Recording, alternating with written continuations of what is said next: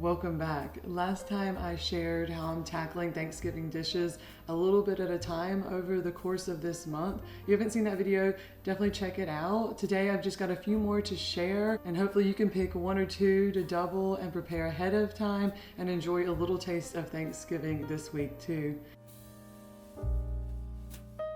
Thanksgiving just isn't the same without pecan pie, and it's so hard to even find a good one at the grocery store or a restaurant, really. I love making mine extra full of pecans, just like my mother made it, but I also make sure that it's corn syrup free. The crust is an all butter dough that you can easily mix the night before, which makes Thanksgiving Day so much easier. So if you're not doing it like me, you're not completely making it and freezing it, you can also just make the dough before. That will make your day of a lot easier, or you can make this a few days ahead and it should be fine. The trick is not to add too much ice water to this dough. It might look a little crumbly when you first take it out of the food processor, but it will come together quickly in your hands.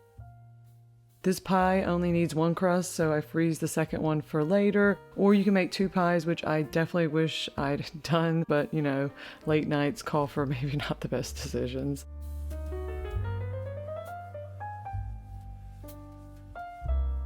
With prep done for that night, I move on to something a little different, but still festive. During our walks, I've been collecting these beautiful leaves with my son that I want to turn into a garland for above my oven hood. It's a bit late in the season to hang it this year, but now it's ready for next fall. I'll hang it up and probably take it down in a few weeks when all the Christmas decor comes out. Tonight, I'm finally setting down to brush on that matted sealer on top of the leaves. It keeps the leaves from drying out and crumbling, which they definitely do if you don't put anything on them. The sealant dries clear, and tomorrow I'll just glue the leaves into a long jute string and hang it up. It's super easy and turned out actually really pretty. We've all had lunch, which is usually a great time to tackle something on my to-do list. Everyone's happy, so I can get started rolling out the dough and shaping the pie crust so it can blind bake before the filling goes in. I leave about a ½ inch or to an inch of dough hanging over the edge and just fold it over. Anything extra just gets trimmed with scissors and pressed into the thinner spots. If the crust isn't perfect at first, which here it isn't, I can gently shape it until it looks like I measured and did it perfectly.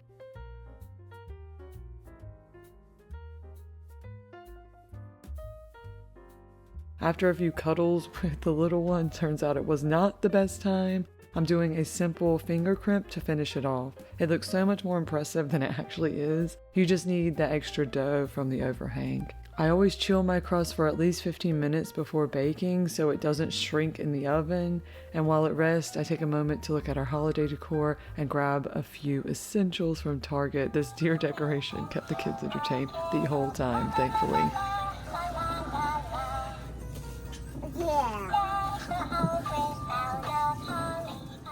The key to the best pecan pie is a buttery crust, plenty of pecans, and taking an extra minute or two to tuck the top layer neatly into a nice design for an impressive presentation.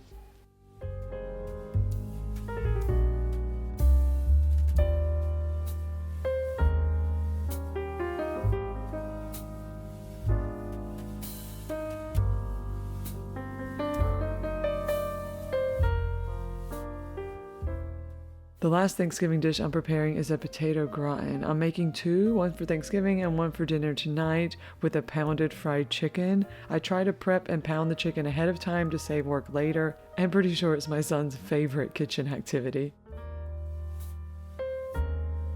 Good job. One hand. Yeah, you can do it two hands like that. Good job. Pound, pound.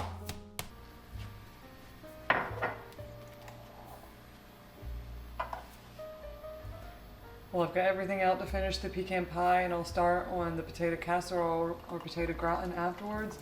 But first, I'm going to sit down and have my coffee and read the Bible because it's been one of those days. I can always tell when I don't start out with that. Like, I don't know what it is, if it's the kids or it's just me thinking that, or that it really does make a difference. So let's enjoy it with the Christmas cups out.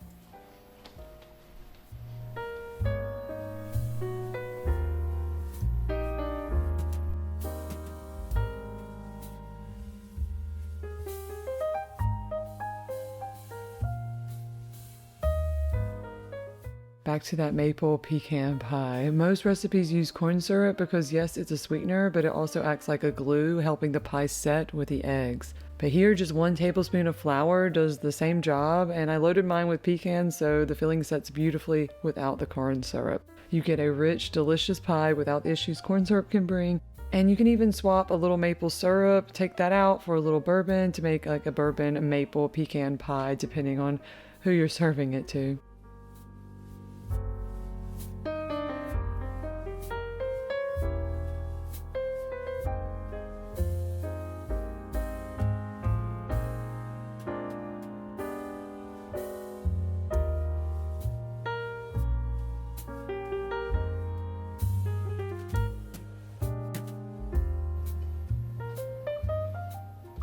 With the pie about to go in the oven, I'm going to work on scrubbing the potatoes.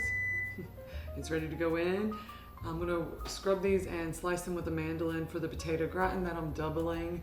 And I also need to think of a dessert because everyone's going to smell this pie and I only made 1. I should have made 2. I don't know why I didn't do that. I had put the other pie crust in the freezer last night. Yeah, I guess I was just tired.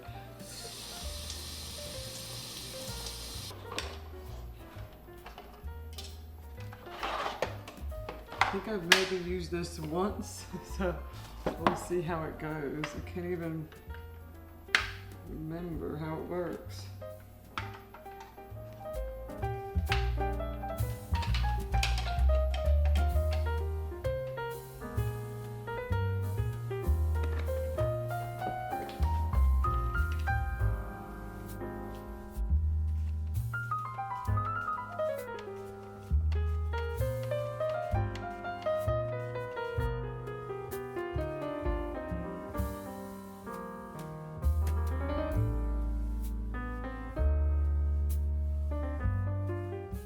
Jersey Mike's I find is always pretty happy, and it must be because, I don't know, they get to use this thing. It's actually quite fun.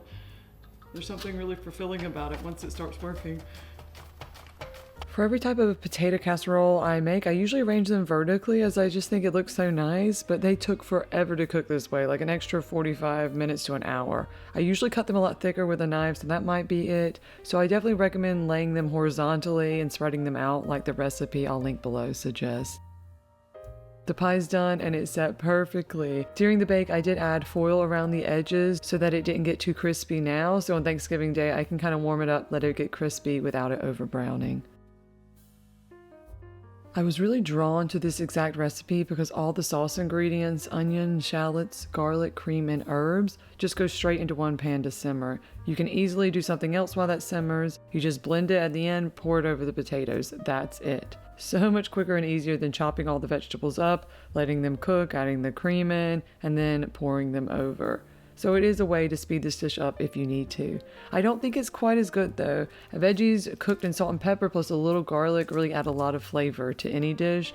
But, you know, if you're short on time, this is a great recipe.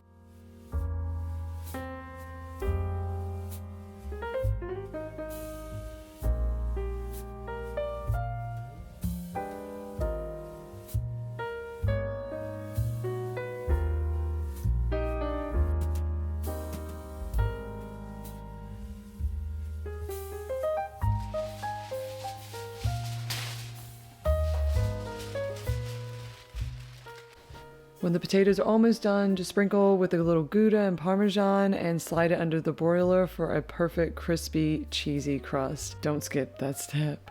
While the potatoes finish, I start on the fried chicken. Super simple and always a favorite in our house. I fry it in a little avocado oil to keep things a little healthier, and it always turns out so good. Goes with a lot of dishes too.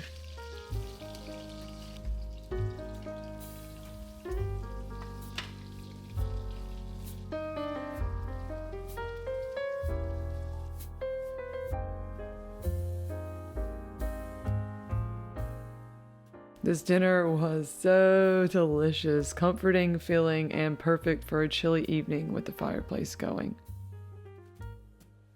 The kids went to bed with happy, full bellies, which means I can get back to that little artsy project. Ambience is key, right? I'm tired, and this always helps and gets me in the mood to do such things. And these Christmas jazz AI films are amazing if you don't have a frame TV.